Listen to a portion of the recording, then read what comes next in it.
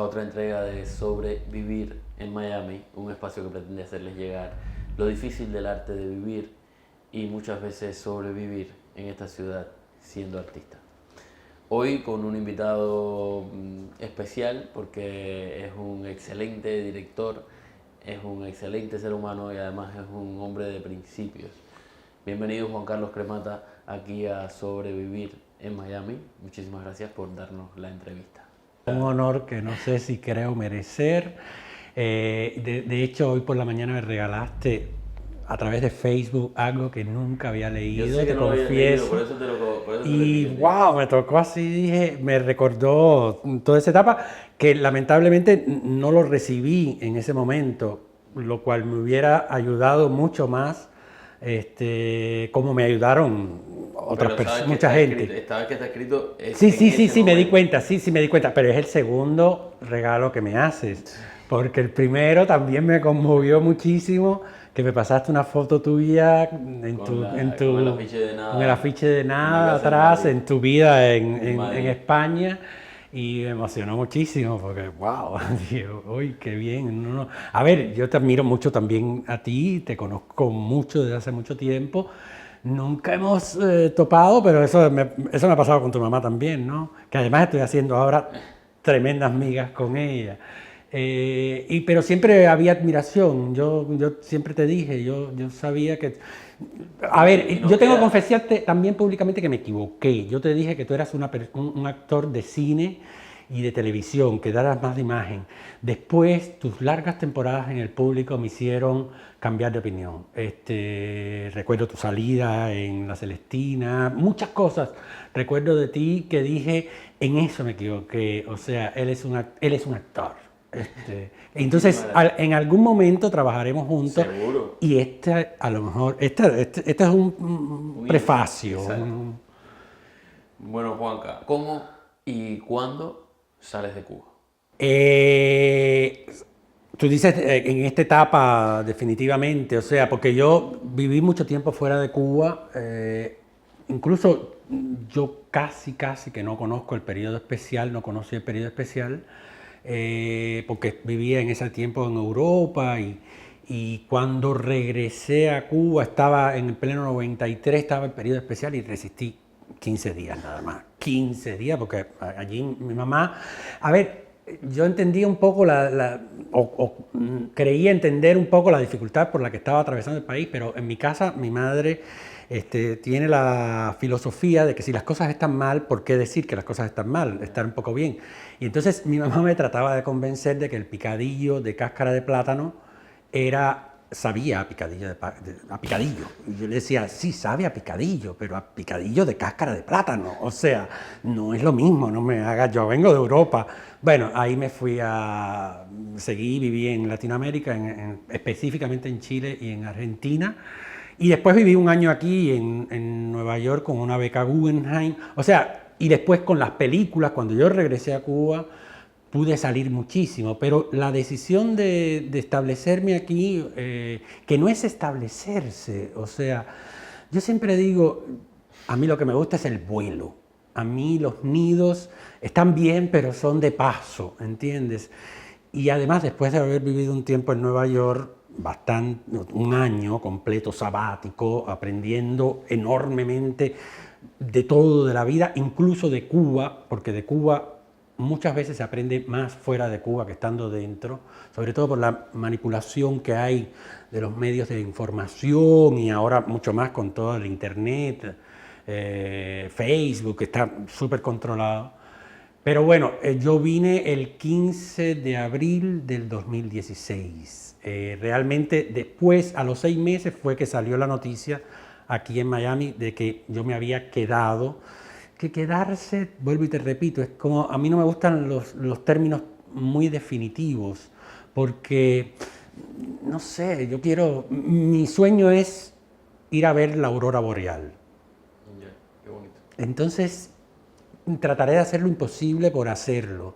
Claro, en el medio arrastro o cargo o llevo con orgullo una hija que dejé en Cuba que, si no, todavía podría expandir más las alas y Entonces, esos términos de quedarse, no, se quedó definitivamente. La gente me dice, bueno, pero tú te quedaste definitivamente.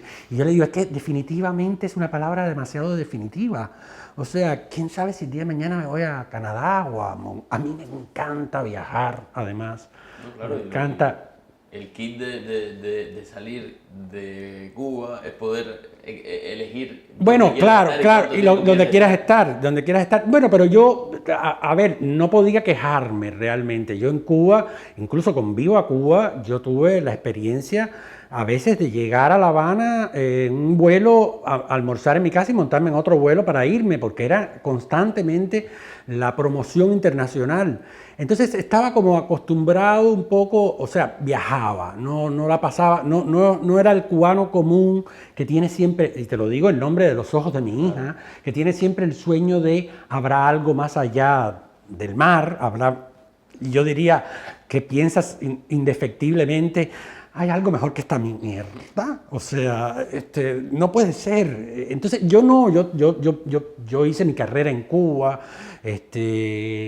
y la decisión de venir a establecerme no solamente fue impulsada y empujada por la situación del rey se muere, de los crematorios, de que ya la incomodidad en la que yo me había convertido, que ya lo era desde el inicio, desde que yo me gradué de la escuela de cine, era insoportable, pero fundamentalmente el venir, la decisión de venir es poder legarle un futuro a mi hija, que esté más allá de calles mal hechas, edificios de microbrigada, donde se va la luz, vida miserable, ¿viste? Entonces esa oportunidad, cada vez que yo conozco de un cubano que la tiene, de poder salir, de poder ver que hay otra realidad y poder elegir además, decir, bueno, no, voy, vengo, porque tengo muchos amigos que van y vienen.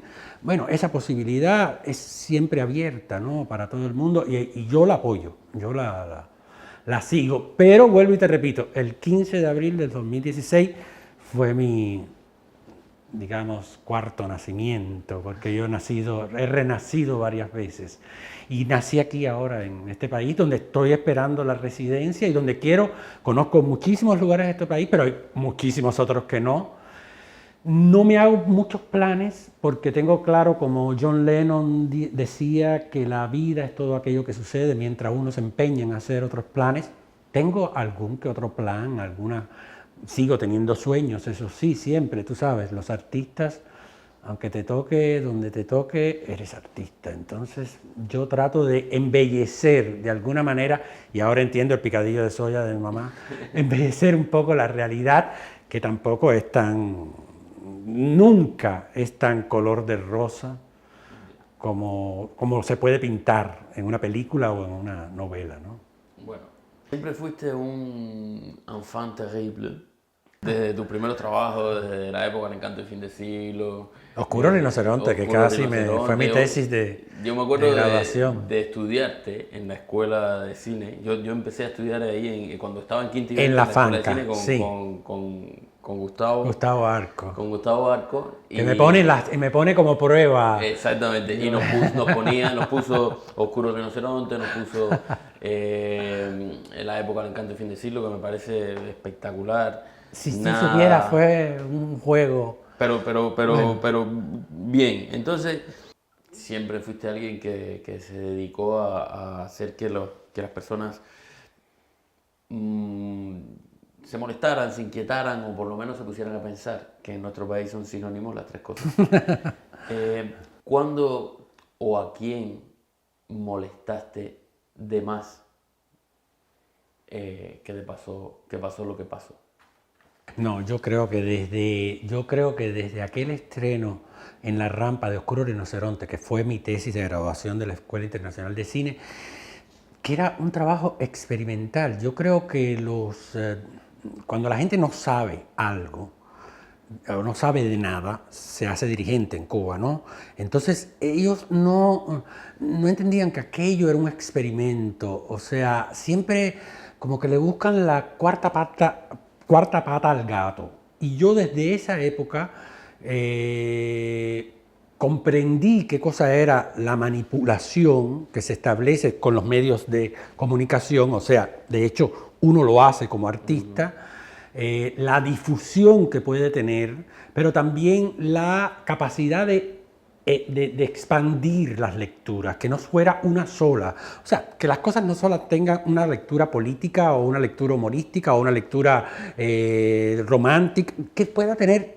Yo creo que una obra de arte tiene tantas lecturas como personas existen, ¿no? Y el arte no está en las manos de quien lo hace, sino en la mente de quien está preparado para recibirlo. Por eso lo que puede ser artístico para ti, para mí no. Pero ellos, yo creo que se complican. Y cuando digo ellos, hablo no solamente de la nomenclatura, sino también de una manera de pensar que es... A veces hasta me la trato de explicar diciendo que cuando te educan en esa filosofía y tú no sabes más nada, respondes a esa manera de ser, ¿no? Entonces hay gente muy cerrada que empieza a hacer lecturas y eso a mí me divierte tremendamente. Y a partir de ahí, a partir de Oscuro Rinoceronte, empezó entonces, bueno, allí yo me acuerdo que después me enteré, porque además todo eso uno se entera después, que Carlos Aldana había armado un lío con Oscuro Rinoceronte, a mí me abrieron y me cerraron las puertas, Nada fue una película muy molesta, o sea, Nada, estrenándose en el Festival de Cannes, que además Nada se estrena en el Festival de Cannes 30 años después que en ese mismo lugar se había puesto Lucía.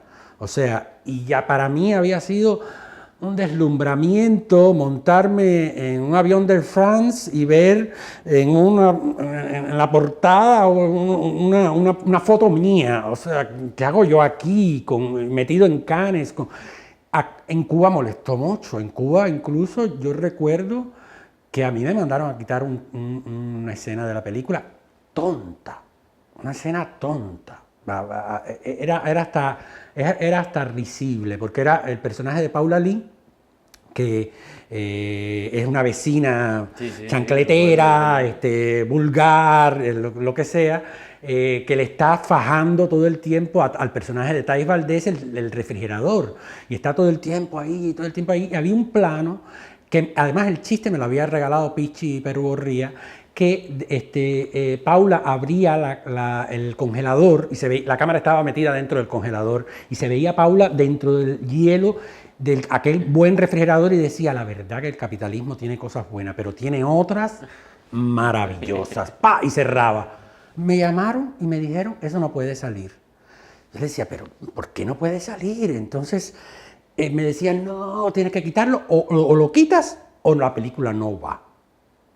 Bueno, yo no iba a poner en riesgo por un chiste una película, y además se entró a discutir en ese momento con el director del ICAI otra parte de la película, porque la película termina cuando ella escribe una carta que dice, hay una frase, si todo el mundo se va, nadie cambia nada nunca, donde estaba la trilogía Nadie nada nunca, y él me decía, ¿por qué no le quitas la palabra cambia?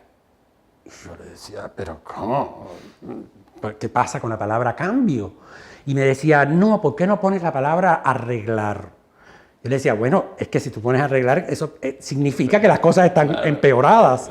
Y entonces yo le dije, mira, según la filosofía marxista, esa en la cual ustedes nos han inculcado todo el tiempo, el mundo está en constante cambio y desarrollo. O sea, la palabra cambio, las cosas cambian, independientemente de... Y lo que yo decía era esa frase. Si tú quieres yo pongo arreglar, pero a mí no me parece... Claro, yo sabía que no, ahí sí yo no iba a transigir y finalmente me dejaron poner la palabra cambio, pero nada molestó mucho. De hecho, yo no pude seguir con la historia de Nadie y de Nunca, entre otras cosas por eso, y además yo cambié de productor en Francia y yo me salí del ICAI después de Nada. Yo me salí del ICAI precisamente porque en Francia me habían propuesto incluso hacer una película musical que se llamaba Candela, que yo bromeando decía, bueno, por haber hecho Nada me metí en Candela, y tampoco me dejaban, entonces yo me salí del ICAI y hice de esta película Viva Cuba, que fue totalmente independiente, pero siempre con el apoyo, por supuesto, nos apoyamos en la casa productora de la televisión cubana en ese momento, pero fue una película, en realidad es una película francesa y en realidad es una película norteamericana, porque estaba financiada con dinero norteamericano, pero en ese momento no se podía decir. Después vino Chamaco, o sea, después además vinieron todas mis experiencias teatrales con el ingenio. Yo empiezo a hacer teatro, yo soy en realidad graduado de Teatrología y Dramaturgia en el ISA, y yo retomo mi carrera teatral gracias a Carlos Díaz, que me abre las puertas de Teatro del Público y me dice: aquí tú puedes hacer lo que te dé la gana. Y yo hago la primera temporada de Las Viejas Putas, que fue un suceso tremendo, de 6 meses en cartelera, un elenco espectacular, pero ya Las Viejas Putas empezó a molestar. O sea, el uso de la mala palabra, de romper los cánones. Copy es el autor más transgresor de la historia del teatro, o sea, molestaba. Después yo hago una apuesta de Copy que se llama El Frigidaire, que también una periodista escribe, pasa un ciclón por La Habana y una periodista empieza a escribir que por qué la gente va al teatro en lugar de atender las cosas del ciclón, y eso hizo que más gente fuera al teatro. Y mi carrera teatral empezó a coger un tinte más contestatario, lo podía hacer porque tenía a la gente cerca. En el cine estaba un poco más controlado. Yo siempre dije que yo no hacía el cine que quería, sino quería el cine que podía hacer. Y el cine que podía hacer era ese, empezó a ser ese de adaptaciones de piezas teatrales importantes, sueños importantes como El Premio Flaco. Chamaco fue una película súper incómoda, pero Chamaco era una película independiente, y empecé a jugar entre que hacía una película con la industria, una película oficialmente correcta o políticamente correcta, que no lo era, también porque siempre eso desata, hasta Contigo Pan y Cebolla, desató otras lecturas, que fue mi última película que hice en Cuba, desató lecturas políticas que todo el mundo dijo: bueno, antes estábamos mejor que ahora. Todo el mundo salía del cine pensando en eso, y está más allá de mi intención de decirlo, que también era mi intención. Después hubo un caso muy polémico, que ya ahí no pudieron pasarme la cuenta, que fue La Hijastra. La Hijastra, que fue una obra de Rogelio Elizondo, que trataron de censurarla. O sea, de hecho, censuraron una noche y la censuraron cortando la luz. Pero se armó un fenómeno social muy grande, que ellos me mandaron incluso una comisión de censura a decirme, a que yo les explicara cada cosa que yo tenía, y yo aquello se lo reviraba, pero cada vez que ellos me decían: no, pero es que aquí tú te estás burlando. No, eso lo estás diciendo tú. Tú estás haciendo evidente un discurso que tienes pensado. Yo no, yo lo que he puesto es una actriz. O sea, eso terminó con el proceso El Rey se muere. Que El Rey se muere era como: vamos a subir la parada. ¿Por qué? Porque yo también trataba cada rato, o sea, después del escándalo La Hijastra, bueno, lo que hice fue la segunda temporada de Las Viejas Putas, que también era escandaloso, pero bueno, era permisible, pero a la tercera ya le volví a subir, ¿te das cuenta?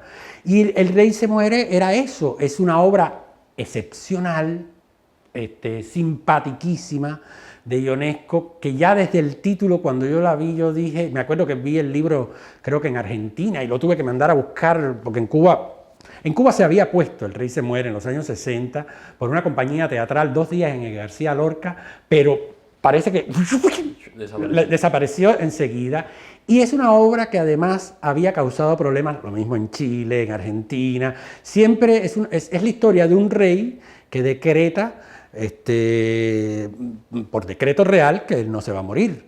Y entonces la corte completa empieza a tratar de convencerlo de que se tiene que morir, que lleva 450 años en el cargo. Incluso una de las reinas, porque tiene 2 reinas, una que es muy vieja, que es como María Antonieta, que le cortaron la cabeza y tiene la cabeza nuevamente cosida, es tan vieja como él, pero ya, y Ionesco se sale de la obra, y los actores incluso le piden al actor que hace del rey: Pipo, yo tengo que irme a mi casa, por favor, muérete. Y el rey le dice: sí, pero es que la obra se llama El Rey se muere, no El Rey se murió.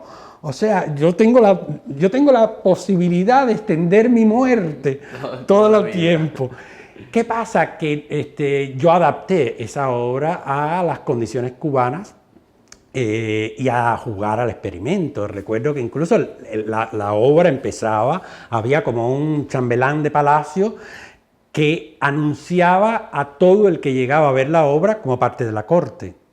O sea, entraba la presidenta de Artes Escénicas y él decía, fulana de tal, Gisela González, marquesa de línea y 4, anunciaba, o sea, todo el mundo que...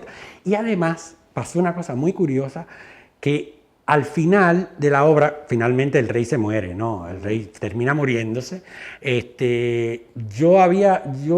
Me salió un experimento muy interesante porque yo busqué un ramo de flores y distribuí flores entre la gente que iba entrando y le decía, mira, si no sabemos si el rey se muere o no esta noche, si el rey se muere, tírale la flor.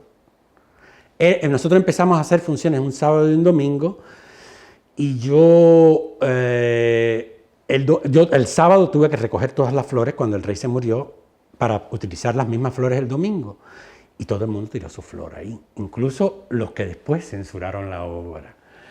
Y te decía, el chambelán recibía a la gente y en un momento, cuando ya iba a empezar la obra, le decía a todo el mundo, bueno, daba 3 golpes y le decía a todo el mundo, bueno, párense, pónganse de pie que la obra va a empezar. La gente no se paraba de pie y decía, pero no se van a poner de pie, tírame la música, fulano, y sonaba el himno nacional y todo el mundo se paraba y el tipo se empezaba a morir de la risa, ¡guau! Y nada más que sonaba el principio del himno nacional, pero era como un reflejo condicionado. Mira, ustedes son como los perros de Pavlov, o sea, sienten el himno y se paran. Y yo se los pedí antes cordialmente, párense, y ustedes no lo hicieron. O sea, ¿de qué estamos hablando? ¿De qué experimento? Entonces eso empezó a... O sea, eso fue muy molesto. Yo realmente incluso no pensé... Yo siempre jugaba con la polémica, con desatar la polémica, y que parece que además me acompaña independientemente de que yo quiera o no. Pero nunca pensé que llegaran al punto de censurar completamente. De hecho, la gente me dice, ¿por qué no la filmaste? Y yo les decía a la gente, es que yo siempre trataba de filmar la última función, que es cuando los actores, probablemente el vestuario está más usado, pero los actores están ya más calientes, ya saben mucho de reacciones, no están tan nerviosos como en los estrenos. Y hubo personas del equipo, como Vladimir Cuenca, por ejemplo, el diseñador de vestuario, que no vio la obra, porque o Enrique Pineda Barnet, porque yo les prohibí ir, y yo les dije, ve cuando la temporada esté más avanzada. El lunes o sea, además que dimos función sábado y domingo, incluso cuando dimos la función del domingo, yo dije, pasó la historia, esto va a seguir, esto se va a poner caliente, y además todo el mundo estaba esperando. ¿Dieron 2 funciones nada más? 2 funciones nada más, claro, coincidió, te lo juro que las cosas pasan increíblemente, coincidió con que nosotros teníamos que haber estrenado una semana antes y no pudimos por un problema de escenografía y estrenamos el 4 de julio. Y entonces la embajada americana completa fue, aquel teatro, esa noche estaba dividido entre la embajada americana y los militantes del partido que habían todos sido citados a ver aquella función que era muy rara. Fue una función muy rara porque la gente se reía de los chistes y de repente miraba al lado como diciendo, tú me viste reírte, yo no te vi reír. Y tú decías, qué raro, qué cosa tan... A ver, para mí, mi trabajo no deja de ser un juego todo el tiempo. Y eso es súper divertido. Me imagino que será como para los entrenadores de fútbol, ve a la gente haciendo olas y eso es súper rico. Entonces, jugar, y además yo había desarrollado un estilo de teatro tan provocativo como el de Carlos Díaz, pero que necesitaba el interactuar con el público. De hecho, me están pidiendo probablemente que reponga aquí en Miami El Rey se muere, y no sé si tendría la misma fuerza que tuvo en Cuba. O sea, la afrenta que venía con todo eso. Y cada vez que me decían, no, es que tú te estás burlando de Fidel, yo decía, tú me lo estás diciendo, yo no lo he dicho, eres tú.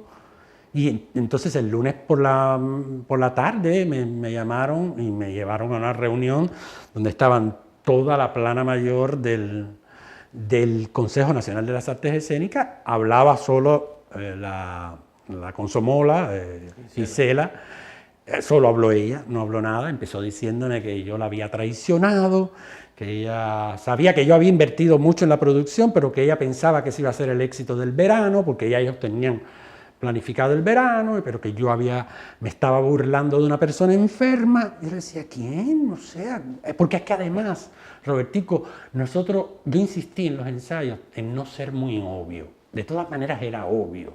Entonces el actor que hacía el rey, que era Pedro Díaz Ramos, que era un actor viejo, yo le decía a esta gente, la única similitud entre Fidel y ese actor es que los dos son viejos.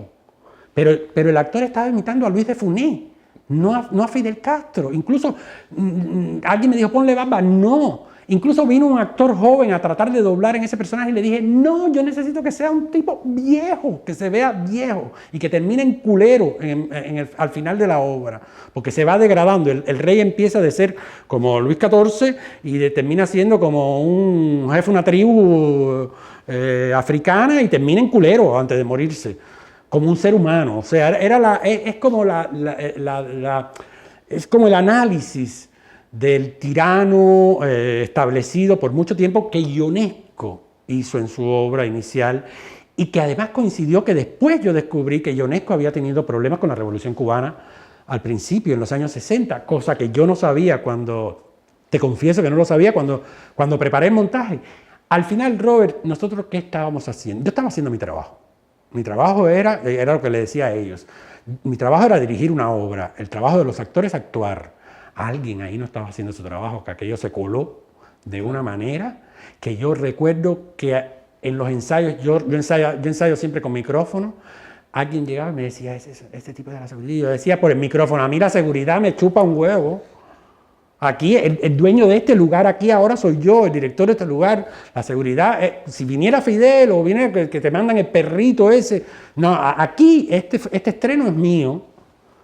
Y entonces, a partir de ahí, yo empiezo a enterarme que El Rey se muere es solo la punta del iceberg, que también venía desde Oscuro Rinoceronte, la época del Encanto y Fin de Siglo, La hijastra, El Frigidaire, o sea, era constante, y el crematorio, el primero de los crematorios, molestó mucho. Cosa que me enteré, incluso que se discutió hasta en la Asamblea Nacional, de por qué el ICAI promovía o hacía o distribuía o producía cortos contrarrevolucionarios. Y el crematorio estaba censurado por el ICAI. O sea, esas cosas que tiene la doble moral, que el ICAI la censura, y cuando a mí me censuran crematorio, yo le digo al presidente del ICAI, perfecto, me has hecho un favor tremendo porque estás dándole valor a algo que para mí era, o sea, imagínate, mientras más tiempo esté guardado, más valor va a coger eso. Claro. Y ellos mismos lo sacaron en una mala copia para la calle, y cuando lo sacaron así yo dije, no, entonces yo saco mi copia yo saco una buena copia. Y la Asamblea Nacional empezó a decir que aquello era contrarrevolución, que nos estábamos burlando de Fidel. Entonces, señores, ustedes tienen ese tema ahí. Hacer cualquier cosa en Cuba es casi cualquier cosa.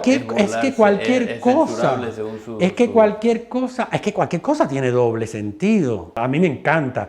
De hecho, en este momento estoy terminando la postproducción, ya me queda poquitico de lo último que pude hacer en Cuba. Yo pude filmar, después de todo ese proceso, yo filmé un largo y un corto clandestinamente. Y casi ya con la seguridad detrás y tratando de... yo decía, mañana vamos a filmar en Quinta y 24, pero ya sabíamos que íbamos a filmar en otro lado al otro día, para por lo menos despistar, porque ya me habían controlado el mail, me había visitado la seguridad del Estado, me había visitado la oposición, todo el mundo, o sea, me habían cogido como bandera de una pelea que yo decía, no, espérate. Esta pelea, que además yo me la he echado durante 55 años, en este momento para mí significa la pelea contra la censura artística, que es inimaginable. O sea, si la censura es cuestionable en cualquier terreno, en el arte es que no aparece en el diccionario del arte.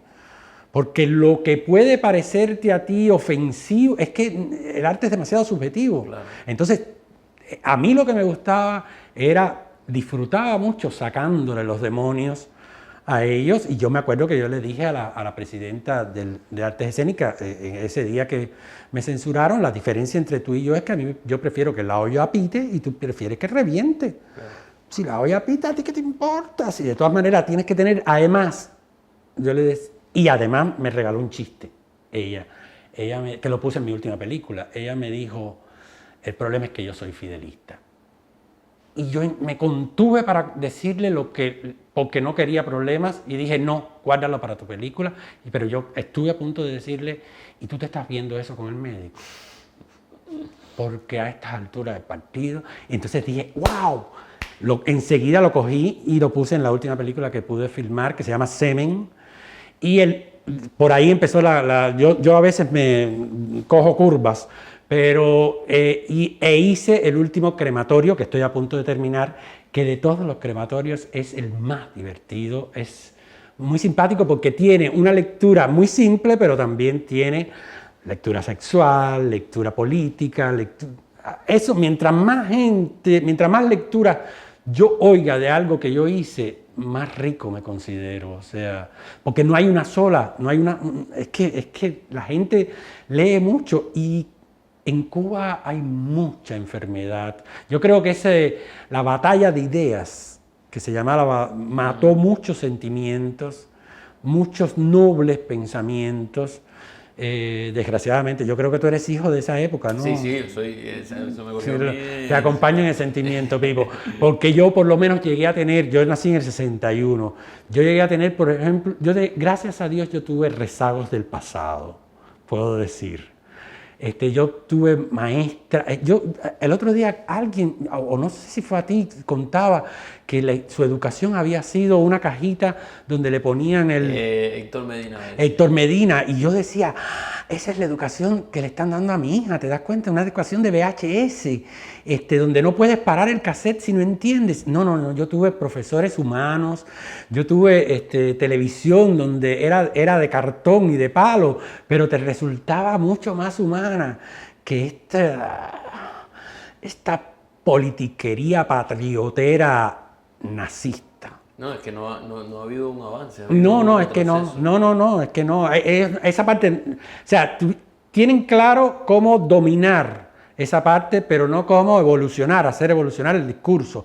Por eso la gente sigue tomando Coca-Cola y cada vez ¿quién piensa en esa historia de ellos, no? ¿Te prohibieron trabajar en lo que...? No, ya después vino un proceso, ya vino un proceso. Yo incluso seguí trabajando, seguí montando, estaba por eso sí quiero hacerlo aquí y me interesaría mucho. Estaba por estrenar la única comedia musical que escribió Virgilio Piñera, que no se llegó a estrenar, que se llama El Encarne.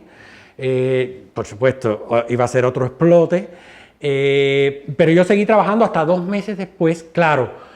Yo salí de aquella reunión tan indignado que escribí un artículo que se llama, le puse, condenadnos, no importa, la historia, el arte nos absorberá, donde discutía eso. Yo creo que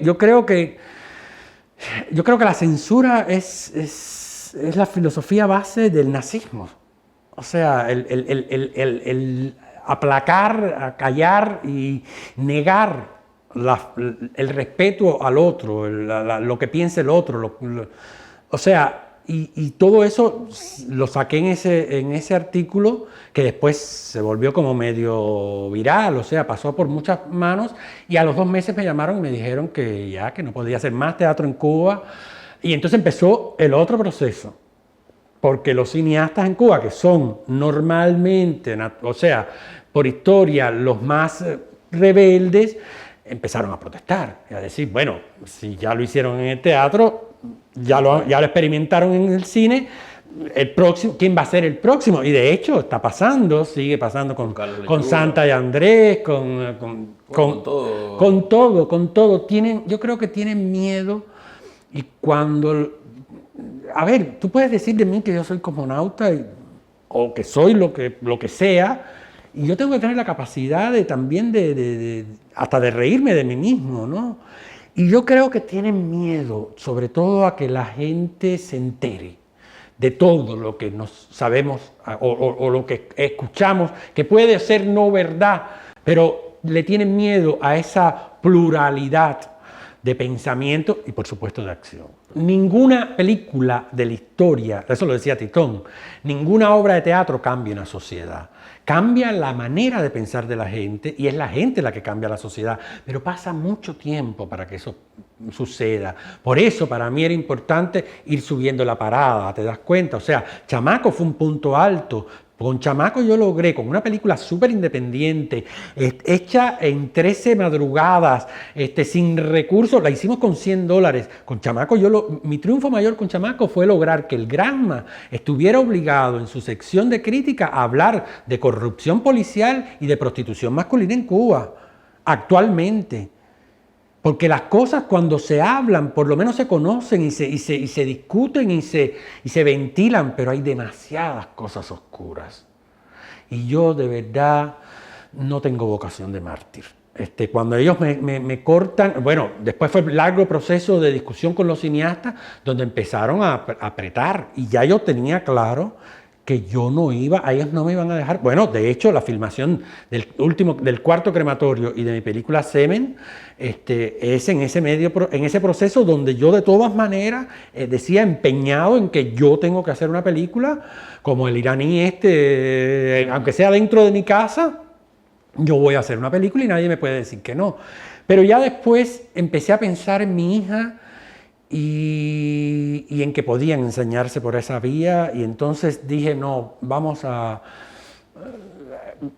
demostrar. Además, Robert, tengo que decirte que vivir aquí o sobrevivir en Miami, yo sé que por ahí empezará una parte de tu entrevista, también me ha dado la oportunidad de conocer algo que en Cuba no se sabe con exactitud. Te diría que ni se sabe nada. O sea, para mí, que ahora estoy viviendo este proceso a partir del 15 de abril, también lo estoy viviendo como una película. O sea, esto es una película para mí, pero una película también también como un proceso investigativo. A mí me interesa escuchar todas las historias posibles de todos los exilios posibles. Y hay tantos exilios como gente exiliada. Sobre todo me refiero al exilio cubano, porque lo otro es de una magnitud tremenda, pero a mí me interesa, dicen que hay una comunidad cubana en Alaska tremenda, sí, bueno, yo conozco casos y estoy recolectando pequeñas historias, pequeños cuentos, porque yo creo que en Cuba, y yo no soy nada chauvinista, a mí no me gusta eso de los cubanos somos los mejores, no, a mí los superlativos y esas cosas no me gustan, pero sí creo que hay cierta facilidad para el cuento corto, el chiste. ¿Y qué pasa si tú llenas una película de historias cortas, pero historias relativas a la necesidad, a los cubanos desperdigados por todo el mundo? Y hay cubanos en todas partes, Entonces me interesa eso, me interesa escucharlo, y la posibilidad del exilio, de tener el exilio, yo la estoy viendo de manera creativa, de manera constructiva, de manera positiva.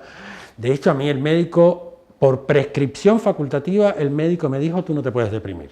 Si tú te deprimes, te vas del parque. Así que si yo quiero irme del parque, me deprimo mañana. Y como no me da la gana, me gusta seguir insistiendo, sobre todo seguir creando, que es para mí la mejor manera de vivir, no me deprimo. Entonces, esto lo estoy asumiendo como un ejercicio investigativo también, y creo que mejor que estar en Miami para conocer, este es el corazón del exilio. Y aquí he conocido gente buena, muy buena, he tenido experiencias increíbles.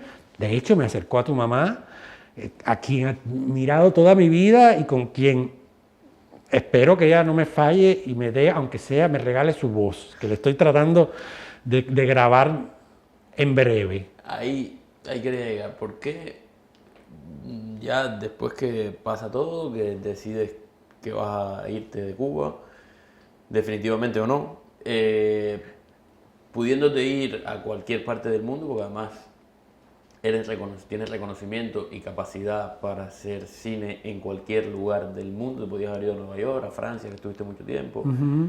¿Por qué decides venirte a vivir a Miami? Bueno, no, a ver, yo entro por Tampa, lo cual además es una coincidencia porque en Tampa tengo la única, en Tampa tengo la única familia que tengo aquí, que es mi sobrina, la hija de mi hermano mayor, y mi excuñada, que amablemente, o sea, yo venía mucho, incluso venía a Nueva York, a Minnesota, a San Francisco, iba a muchos festivales, iba y venía, y finalmente el año anterior había venido a un festival en Seattle, y allí encontré una señora que me dijo una frase que me marcó. Ya yo estaba en medio de todo esta parafernalia en Cuba, esta pelea en Cuba. Y la señora me dijo, chico, a mí se me agotó el patriotismo. Y yo dije, chica, a mí también. A mí yo ni como con Maceo, ni desayuno con Martí. O sea, me encanta conocer esa historia, pero hay otras aristas en la vida. Y esa fue también como además el permiso de mi hija de, bueno, vete, sí, en algún momento nos veremos, ya mi hija cumplió 15 años, o sea, está grande. Pero yo entro por Tampa y me quedo en Tampa, cosa que además me gustó mucho porque me acercó un poco a la historia de Tampa, con Cuba, Martí. Tampa es muy bonito, es muy tranquila, me encantaría estar allá. Y coincidió que yo estaba buscando trabajo y alguien posteé en Facebook, bueno, empecé también con Facebook, entrando aquí. Yo en Cuba no hacía mucho caso de eso, porque es como ciencia ficción. O sea, ir a un parque, no, el wifi parque ese que hacen ellos, no me interesa. Y aunque yo tenía por lo menos email en mi casa, y eso también me lo quitaron. Tan pronto yo bueno, al mes de yo estar aquí, ya me habían quitado el salario allá, que yo pensaba seguirle manteniendo a mi hija un poco, pero yo me quedo en Tampa 6 meses y vengo para acá porque yo posteo en Facebook que estoy buscando trabajo. O sea, la manera que yo tenía era poniendo un cartelito, ayuda al artista cubano, help me, que ya lo había hecho eso en el ICAI. Tengo que confesar lo que esto era como un remake de mí mismo, porque en el ICAI un mes me quitaron el salario porque yo no llegué a tiempo a cobrar y me dijeron, bueno, espérame que viene. Y yo dije, no, espérame que viene, no. Yo me siento en la puerta del ICAI con un cartelito, ayuda al artista cubano. Y déjame decirte que en menos de 2 horas ya yo había conseguido en la puerta del ICAI con ese cartelito y sentado en un banquito mucho más que lo que ganaba, porque la gente pasaba y decía, este performance, claro, coincidió con la época de la Bienal, y la gente pensaba que era una performance de la Bienal, pero aquello fue un escándalo. Bueno, enseguida me devolvieron el salario, por supuesto. Pero yo posteé eso en Facebook y un amigo me dijo, mira, vente a Miami, que es donde hay posibilidades, yo te ofrezco la posibilidad de buscar trabajo juntos. Él tenía trabajo en ese momento. Después, cuando llegué a Miami, yo me demoré como una semana. 2 días antes de llegar a Miami, él perdió el trabajo, entonces estuvimos como ahí, la esposa por suerte nos ayudó, pero Miami viene a ser como que también yo, a ver, si tú mañana me dices, vente para Colorado, yo arranco y me voy. Ya te dije, yo soy pájaro, a mí me gusta volar. A mí me gusta mucho la frase que usa Titón hasta cierto punto, al final, que es una frase de un cantante español que no sé quién es, que dice, si yo quisiera le cortaría las alas, pero lo que yo amo es el vuelo. Yeah. Eso es lo que me pasa a mí. O sea, y por eso me gusta tanto la creación artística, porque es vuelo, ¿entiendes? Entonces, si tú me dices mañana, ven para Texas, arranco y me voy. Claro, ahora estoy aprendiendo muchas cosas aquí, que también me sirvió mucho ver la entrevista de Héctor Medina. No sabía que tú me ibas a invitar o sea, conocí mucho a Héctor así, a quien quiero y admiro muchísimo, pero yo también estoy aprendiendo a descubrir que es una tarjeta de crédito, que es cosas que, imagínate, si Héctor, ¿qué edad tiene? Como 20 y pico de años. ¿Cuánto dijo que tenía? Bueno, 20 y pico de años, tiene 20 y pico de años, yo tengo 55, y en 55 años yo jamás pensé en nada de eso, pero ahora en una semana gano lo que no ganaba en Cuba, y yo en Cuba trabajaba teatro y cine todo el tiempo, yo hacía una rutina de cuando no estaba en una temporada, estaba en ensayo, y cuando no estaba filmando, pero era todo el tiempo, siempre estaba inventándome. Aquí no dejo de hacerlo y trato de hacerlo de otra manera también, indagando. El trabajo que tengo en My Cosmetic, que al principio me resultó un poco como, tengo que hacer esto, también estoy aprendiendo ahí a hacer muchas cosas. En un año que yo llevo un año y quizás 2 meses, me pasó lo mismo que cuando viví en Nueva York. Yo aprendí mucho más de Cuba. Claro. Que estando en Cuba, y no solo de Cuba, de mi profesión. Yo también filmo, yo también edito, que en Cuba también lo hacía, pero imagínate lo que es editar una película, aunque tengas los equipos, con un apagón. ¿Dónde te metes, Pipo? Y el calor, llegó un momento que ya el último año en Cuba yo lo pasé todos los días levantándome, diciéndome me quiero ir de aquí. Y podía haberme ido toda la vida, pero primera, cuando yo viví en Nueva York, que yo pude haberme quedado ya, y eso fue en el año 96, 97, yo decido regresar a Cuba porque en ese momento pensaba que el cine cubano solamente se podía hacer en Cuba. Claro, en ese momento los medios de producción estaban controlados por el ICAI, no existía la tecnología que existe, todo lo que está ahora, donde cualquiera, y agradezco que mucha gente, cualquiera pueda hacer, de hecho quiero felicitarte públicamente por lo que tú estás haciendo, porque si algo extrañara de La Habana o de ciudades como Nueva York o como París, es que la vida cultural aquí en Miami es un poco más distendida, ¿no? O sea, la distancia, el tiempo, y de todas maneras hay gente obcecada, empeñada como tú, en hacer estas cosas. Quiero subirme a ese barco que tú tienes y estoy usando la imagen que tengo tuya del inicio de la Celestina, donde tú salías empujando un barco. ¿Quieres subirme a ese barco? Pero estoy aprendiendo a gatear, estoy todavía en el limbo. De hecho, mira, yo en este momento, además del trabajo en My Cosmetic, que me ayuda mucho, porque es publicidad, no tiene nada que ver, o sea, no es nada de lo que yo hice anteriormente, pero yo de todas maneras estoy haciendo la tercera adaptación de Las Viejas Putas, a ver si las puedo poner aquí, para montarme en tu barco. Quiero hacer aquí el estreno mundial del Encarne, el musical de Virgilio Piñera, y quiero hacer El Rey se muere. Pero tengo que salir de este bache, o sea, de este limbo existencial, donde en este momento para mí lo más importante es pagar una renta, estar seguro, y estoy bastante bien. Yo no he llorado. A mí me dice todo el mundo, no, el primer año se llora. Yo debo tener las glándulas lagrimales secas. Yo lloré una vez en Facebook, lo declaré cuando me acordé de mi abuelita. A quien quería mucho, y de repente nada, tropecé con una foto de ella y me entró la nostalgia. Pero tengo claro que la vida es ahora.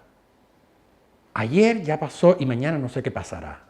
Ahora en este momento yo estoy frente a ti, hablándote de lo que tú quieras, y estoy feliz. Y cuando salga de aquí trataré de estar feliz. O sea, yo trato de ser muy positivo. Entonces, toda esta experiencia que a lo mejor... Yo una vez leí que el exilio es una enfermedad que se puede curar, depende de cómo lo asumas. También creo que yo soy mi propio país, ¿entiendes? Yo soy mi propia nación, yo tengo mi propio himno, yo tengo mis propias leyes, mi propio organismo, mi propia estructura, mi propia constitución. Entonces, donde quiera que esté, por supuesto, voy a cambiar con el entorno, pero voy a seguir siendo yo. Y eso es lo bueno de ponerse viejo. Ahora que me han dicho en My Cosmetic, me dice, tu mamá me dice viejito. Yo digo, bueno, es mejor ponerse viejo que quedarse en el camino, ¿no? O sea, y uno como que interioriza gustos, criterios, y dice, bueno, va por ahí y va por ahí. Miami, por eso, para mí está resultando una experiencia muy enriquecedora, pero yo digo jugando que yo me quiero ir a vivir a Estados Unidos. Yeah. Yo tengo unas ganas, aquí lo puedo decir sin temor a ninguna represión, me quiero ir a Estados Unidos. Y concretamente, es que después de haber vivido un año en Nueva York, es difícil. Claro, a mí no sé si resistiría, tengo que vivir esa experiencia de resistir mucho tiempo en Nueva York, donde yo sé que la vida es dura, es difícil. Pero siempre está Miami. Y Miami, ya tú sabes, Miami es municipio cabecera. O sea, es la provincia más al norte de Cuba. Entonces, ¿por qué no Miami? ¿Por qué no pasar por Miami? ¿Por qué no reencontrarme contigo, con tanta gente que conozco? Y todavía me queda mucho por conocer Miami. Por suerte tengo esa motico. Mira, yo en mi vida hubiera manejado moto. Aquí estoy en una scooter y me muevo y estoy conociendo las calles por debajo y no la sufro. Yo no la sufro, de verdad. Trato de no sufrir. Es que si la sufro, por eso también mi trabajo siempre fue una fiesta. O sea, todo el mundo que me conoce sabe que yo trato de disfrutar, porque lo disfruto. Y porque creo que eso... nosotros tenemos una cuota de tragedia establecida. Vaya, los cubanos que tanto sabemos de libreta, tenemos una cuota establecida. A todo el mundo se le va a morir a alguien. Entonces, ¿para qué ampliar la cuota de tristeza? Alguien me dice, pero es que tú te ríes de todo. Es que todo es risible. ¿Y por qué no? Es preferible. Hasta morirse de risa es rico. Debe ser rico. Yo envidio a Julián del Casal, que no murió en realidad de risa, pero empezó riéndose la cosa, ¿no? ¿Qué es lo que más te gusta de Miami? Lo que más me gusta de Miami. Wow, esa pregunta no me la había hecho. Porque sé lo que no me gusta. Y no te puedo decir el clima porque mira cómo están los días. Desde hace una semana esto parece Londres. Mira, chicos, lo que más me gusta y lo que menos me gusta es lo mismo. Es el cubaneo. Es lo que más me gusta y es lo que menos me gusta.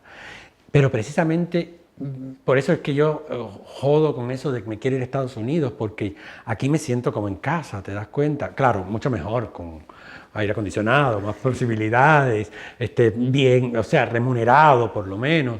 Porque ya te digo, yo gano aquí en una semana lo que ganaba haciendo una película en Cuba, que la hacía de Pascua a San Juan. Pero creo que a veces la mentalidad, o sea, encontrarte que hay parqueadores que siguen pensando con la mentalidad de parqueador de Cuba, o llegar a una tienda y encontrarte las dependientes que no te atienden porque están hablando de lo que sacaron en Ross o en Macy's. Esa parte es la que más un poco me molesta, sobre todo porque me recuerda el infierno de donde vengo. Ese maltrato en los servicios, que no es en todas partes. O sea, yo sé que hay gente que tiene otra visión de Miami. Yo no vivo en Brickell, ni vivo, o sea, yo vivo en el Southwest y quisiera conocer, y la conozco, la realidad de Hialeah. Todas las realidades son interesantes. En la mía, ese cubaneo es el que... A mí me gustaría, y esto es una idea que lanzo, me gustaría poder empezar a hacer cosas como esas cosas que tú hacías en la realidad cubana y que eran contestatarias para la realidad cubana, que criticaban, que trataban de mejorar la realidad cubana, tratando de mejorar esta realidad. Lo que pasa es que esta realidad, Robert, son muchas realidades. O sea, a diferencia de Nueva York, pero a semejanza de Nueva York, la mezcla esta de culturas tan grandes que hay aquí, porque no solo son los cubanos, hay muchísima gente de todos lados aquí, muchísima gente y todo el mundo hablando para sí. O sea, entonces en esa mezcla es un poco difícil arreglarla.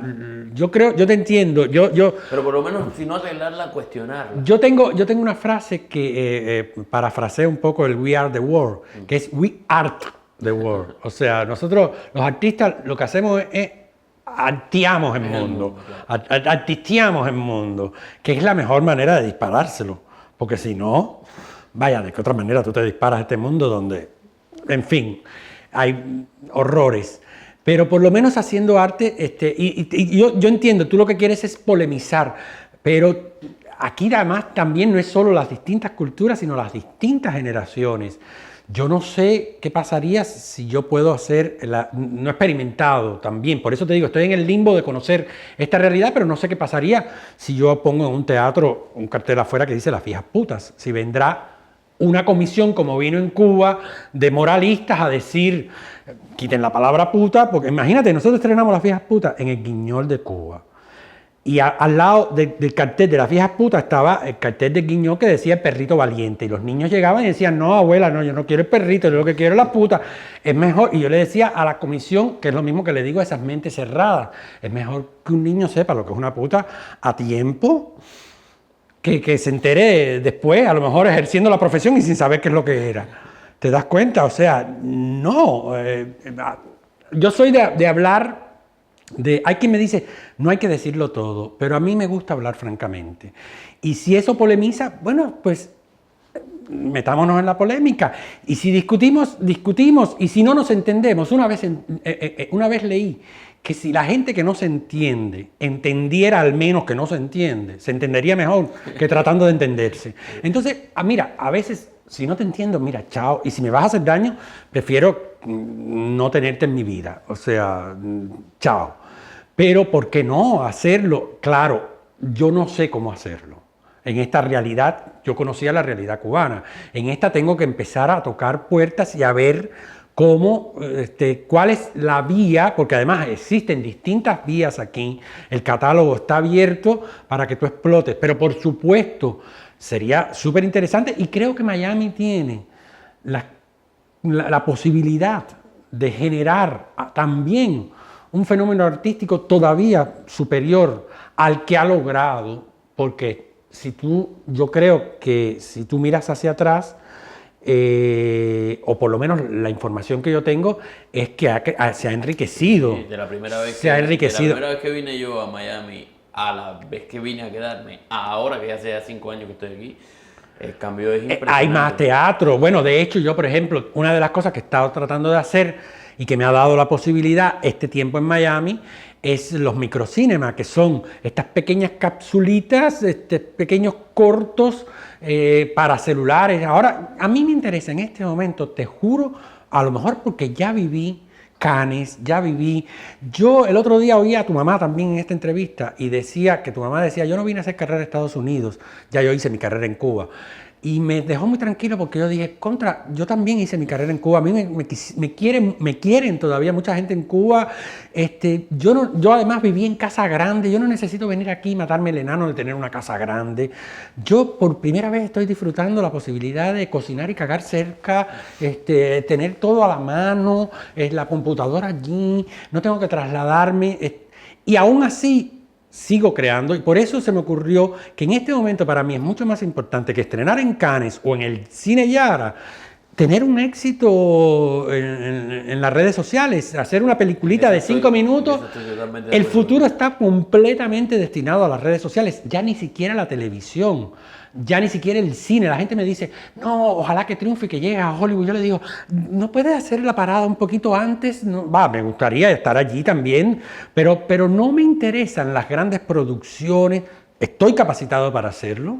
Lo puedo hacer, de hecho, hace poco tuve la experiencia aquí de dirigir un comercial como se debe, o sea, como no lo hacía rato, maquillaje, vestuario, todo, equipo detrás, y dije, yo sirvo para esto, yo estoy seguro que sirvo para esto, pero como no me interesa esta parte, y por aquí empezamos por el principio, estamos por el principio de la entrevista, esta parte de estar frente a cámara, de todo ese negocio que hay detrás de festivales, distribución, no me gusta. Entonces prefiero, como ahora hay más democracia con los medios de difusión, con la manera de hacer, de producción, de hacer cine, tratar de hacerlo todo yo. ¿Y por qué no? A mí me interesa que sea exitoso en Facebook, en Instagram, en YouTube. Eso es lo que me interesa, ese es que me interesa. Ya incluso, ya vuelvo y te digo, Hollywood no me interesa. Hollywood está en decadencia total. Las series, Netflix, se lo comió. Ya Almodóvar está protestando contra Netflix. Eso es señal de que eso viene. Tú no puedes parar lo que, por ejemplo, he tratado de ofrecer el universo de mi talento a lo que hago. O sea, a mí no me interesa coger Facebook para mostrarme mi perrito, o mostrar mis teticas o mi culito, o... Claro. Entonces en Facebook de repente me di cuenta de que yo creo que padezco, o no sé si de Alzheimer o de síndrome de mente ocupada, pero no me acuerdo de lo que hice ayer. Y como me dijeron que Facebook te lo recuerda, yo dije, bueno, entonces voy a aprovechar y esta película que estoy viviendo me la voy a escribir y entonces me escribo lo que me sucede a mí o que le sucede a otra persona y yo lo asumo como mía, a veces es ficción. Esta historia que se llama Memoria del Exilio, que yo sigo cosas que me pasan, cosas graciosas, cosas tristes, cosas... Y entonces sí estoy, creo que compartiendo, y agradezco mucho que tú lo hagas también, lo hiciste esta mañana con tu regalo, esto que me mandaste, pero también lo haces con este programa, donde ya Facebook no es... Facebook es el espacio democrático donde todo el mundo dice lo que le sale de sus partes. Pero cuando tú encuentras gente como tú, gente como Carlos Ferrera, gente, yo adoro a Carlos Ferrera, gente como Norge Espinosa, gente como que tú dices, bueno, ya Facebook es más interesante, ¿entiendes? Ya vamos a jugar a otra. En el caso mío, a ser sincero, auténtico, no tengo nada que perder. Yo no oculto nada, Robert, yo no oculto nada. A mí me daba gracia cuando en el brete del Rey se muere, que a mí me fueron ¿cómo se llama?, a captar para la seguridad. Y el tipo me decía, y yo le decía, mírame bien, ¿tú crees que yo sirvo para eso? Me decía, sí, pero mira, Pipo, yo soy extrovertido, yo soy gay las 25 horas del día, hago horas extra incluso sin remuneración. Digo lo que pienso, no tengo absolutamente nada, lo siento por ustedes que tienen tanto que ocultar. Qué lástima, no, es que el hombre me decía, no, es que nosotros tenemos que defender, defiende lo que tú quieras, pero no me embarques a mí. A ver, yo como Antonio Gala, yo salí del closet por la empujadera que había allá adentro. No me lances de nuevo para la empujadera, y mucho menos una empujadera política que... no me interesa, porque no es solamente el problema político, es un problema de que ya estamos hablando mediocridades, o sea, ¿qué me estás diciendo? Que yo me haga pasar por otro, búscate a Matajari en otra parte, a mí no soy yo. Entonces, trato de ser auténtico y de contar lo que siento.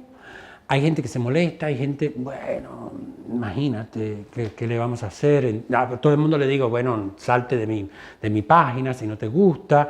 A ver, a mí lo que me gusta precisamente de todo este fenómeno digital, de Netflix, YouTube, es que tú te puedes programar. Nadie te tiene que programar tu pensamiento, ni nadie te tiene que programar tu vida. Tú sigues a quien tú quieres. Entonces, cuando surge un atravesado, le digo, Pipo, ¿por qué no coges pasaje para tu página y hazlo desde tu página? Pero si te molestan mis cosas, o qué clase de amigos somos, podemos polemizar, pero ¿qué clase de amigos somos? Si tú me estás diciendo que barbaridades, no. Para seguir la historia de la que vengo, no. Mira, para discutir por lo menos hace falta 2 personas. Búscate otra. Yo no participo. ¿Veremos algún día nunca y nadie? Yo solía decir que nada, nadie y nunca es parte de una trilogía y que nunca encontramos a nadie que financiara la segunda y la tercera parte. Por eso, en realidad nunca estaba escrito, está escrita. Es una película deliciosa. Es la historia que ocurrió de verdad de la telefonista santiaguera que le dio candela a la Telefónica de Santiago por un problema amoroso y dejó a Santiago sin comunicación. Imagínate, el Estado no podía permitir que en la cuna de la revolución se hiciera un musical francés con de todo. Ese era nunca. Pero en fin, ojalá que no, nada, nadie y nunca. Mi proyecto más ambicioso, del que tú debes haber escuchado, es hacer la versión cinematográfica de lo que a mí me parece que es la novela más importante escrita en Cuba, que se llama Hombres sin Mujer, de Carlos Montenegro. Una novela que te cambia la vida. O sea, es una novela que tú no entiendes cómo fue escrita en Cuba a finales de los años 40, tratando ese tema, de esa forma, con esa estructura. Es una novela tan impresionante que yo dije, este es el proyecto. Bueno, está La Aurora Boreal, ya te dije, y Hombre sin Mujer, y mi hija también. En el mismo nivel, o sea, ahí no hay cambio. Pero hay muchísimas otras cosas, o sea, incluso a mí me interesa ya en este momento, que además estoy asumiendo el exilio como un crossover también, ¿por qué no? Porque además me ha pasado esto que nunca pensé que me iba a pasar. Realmente yo nunca pensé que iba a venir a vivir a Miami. Pensé que podía vivir y de hecho viví en México, en París, en Chile, en Buenos Aires, en Nueva York, y venía mucho a Miami, pero nunca pensé que iba a vivir esta experiencia. Yo la asumo desde el punto de vista creativo, vuelvo y te repito, o sea, Miami para mí es una experiencia importante en mi hacer y espero, o sea, otra de las decisiones de venir y de exiliarme es que ya el cine cubano no se hace solamente en Cuba. Ya empezó una crisis para mí, incluso como cineasta cubano, que yo decía, bueno, ¿qué es una película cubana? Si una película hecha por Benito Zambrano, que era español, con producción española, como la película que tú hiciste, Havana Blues, o una película como Balseros, o una película como Regreso a Ítaca, o una película como ¿Quién diablos es Juliet? O sea, empezaron a aparecer películas que tú decías, es que ni siquiera hace falta que el director sea, o El Rey de La Habana, o los dos reyes, y entonces no era solamente el acto heroico del súper en los años 60, de León Ichazo luchando aquí, por un siglo en el exilio. El cine cubano, ¿qué es el cine cubano? El cine cubano está hecho, a mí me queda claro que Rápido y Furioso no lo es. No. ¿Te das cuenta? Pero ¿por qué no puede serlo Regreso a Ítaca? ¿Por qué no puede serlo Balseros, que es una película para mí imprescindible para estudiar la emigración cubana? ¿O ¿Quién diablos es Juliet? Hay muchas películas. Entonces, también, ¿por qué no hacer cine cubano si Miami es Cuba? Claro. Hay que hacer cine aquí. Y Cuba está en cada uno de los cubanos que está en cualquier lugar. Y ahí es donde está, creo yo, el cine cubano. Entonces, a mí me gustaría expandirme. O sea, cine cubano no solamente, es más, en este momento, cine cubano ya no es lo que se hace en el ICAI. Eso es, sí. Eso es propaganda. Ya empezó a ser mejor el que se hace fuera del ICAI y ya es mejor el que se hace fuera de Cuba. Entonces, ¿por qué no aprovechar la oportunidad para poder hacer proyectos que no solamente sea hombre sin mujer, nada, nadie, nunca, proyectos como los microcinemas o proyectos que puedan surgir con este tema que además es tan rico, vuelvo y te repito, porque hay tantas historias de emigración como emigrantes.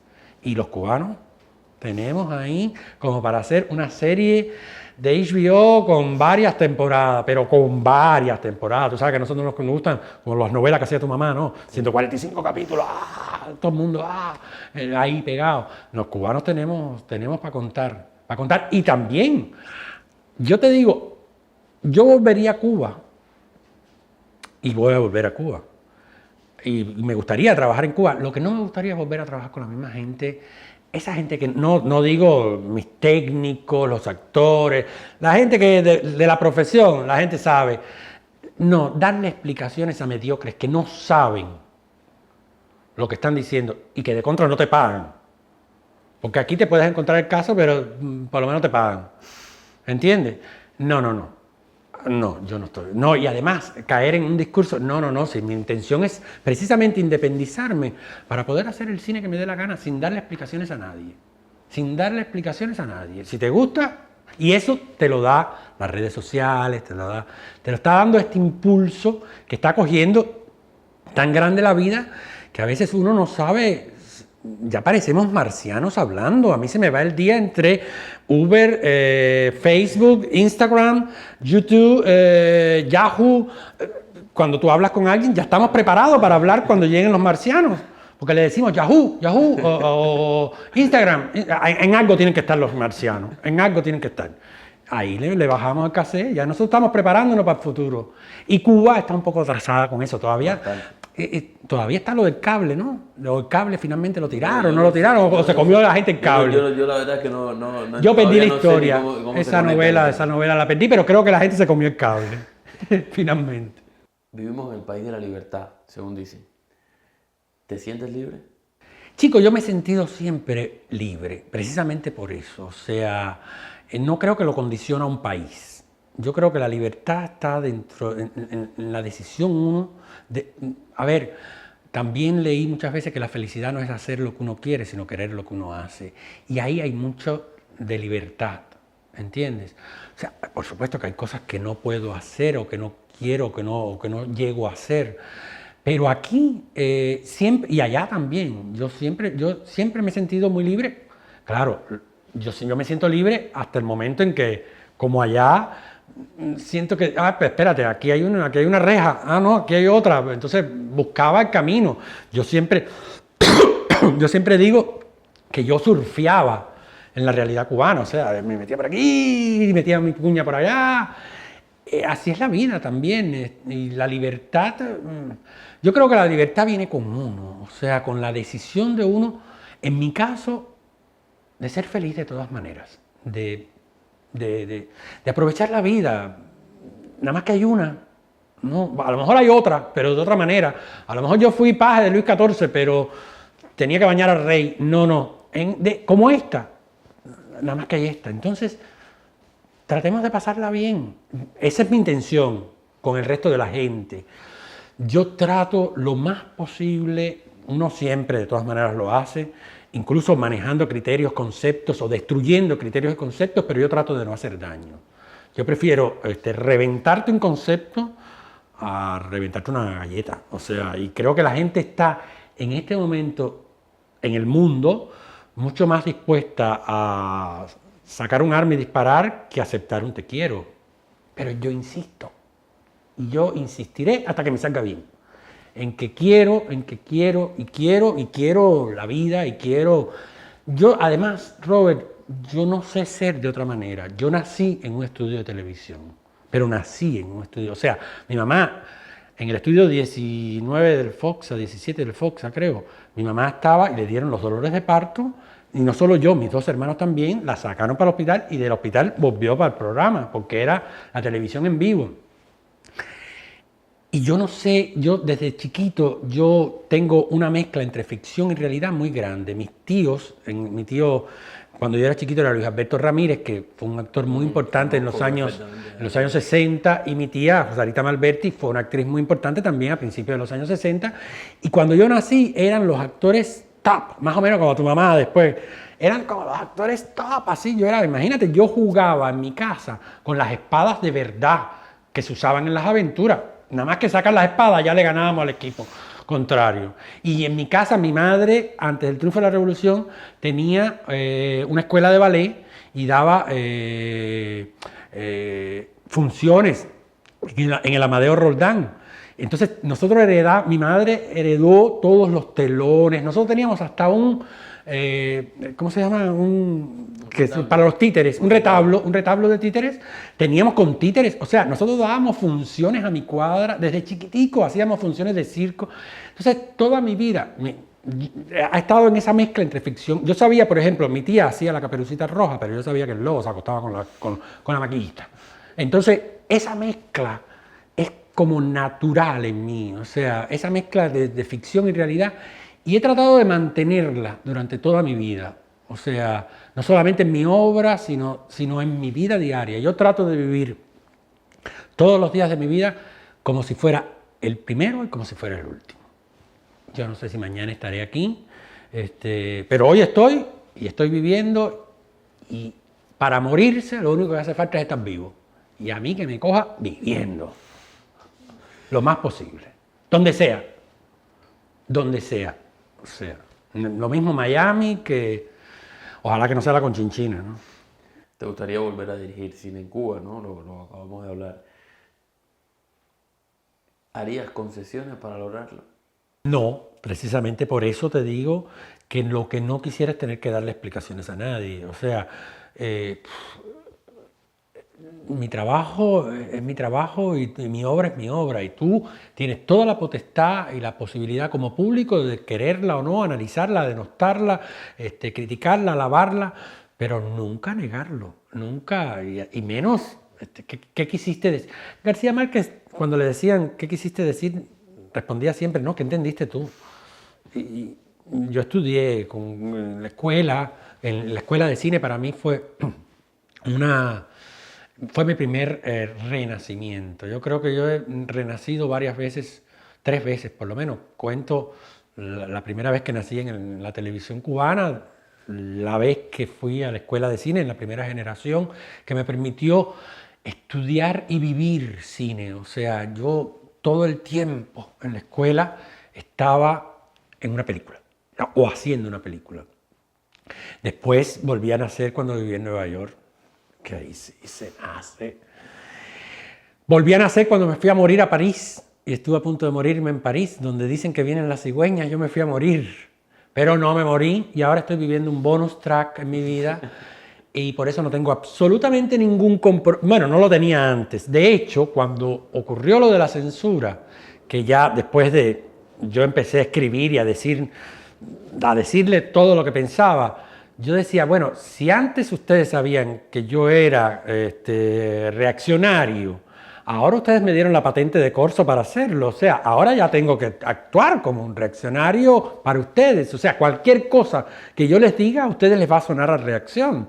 Entonces les voy a decir a pila de cosas, todo lo que pueda decirle, porque esto es involución, o sea, entonces volvería, por supuesto, que volvería a hacer cine en Cuba, por supuesto, encantado de la vida, con tu mamá, con tanta gente que dejé allí y con los fabulosos técnicos que yo tengo, el equipo, o sea, si tú vas y preguntas a la gente que trabaja, no a la gente que dirige, no a la gente que ni siquiera sabe qué cosa es una moviola y que está dirigiendo los departamentos, no, a la gente que se echa las filmaciones, que son lo más aburrido del mundo, para quien crea que las filmaciones son entretenidas, las filmaciones son lo más aburrido del mundo. El único que se divierte es el director y el director de fotografía. Imagínate, yo me divertía. Esa es mi vida. Y yo lo mismo, pero yo puedo hacer cine aquí, allá, donde sea, hasta en mi casa. Hasta con 2 Barbie. Bueno, hace poco hice un comercial con 2 Barbie porque no tenía actores y dije, bueno, entonces utilizo estas 2 Barbie, las puse a hablar. Me quedó de lo más bueno. Sí, ahora no sé qué hacer con las Barbie, las desnudé en el cuarto y las puse a hacer tortillas. Dije, bueno, ya, quédense ahí. Bueno, muchísimas gracias Juan Carlos por haber estado aquí con nosotros, te agradezco muchísimo esta entrevista y a ustedes los invito a que sigan conectados con nosotros en Sobrevivir en Miami. Recuerden que esto es un espacio que se transmite todos los jueves a las 4 de la tarde por el Facebook Live de Cuba en Miami. Hoy fue Juan Carlos Cremata. Próximamente tendremos más invitados igual de interesantes y como mínimo con muy buen gusto. Los invito a que sigan conectados con nosotros. Muchísimas gracias y muchísima suerte.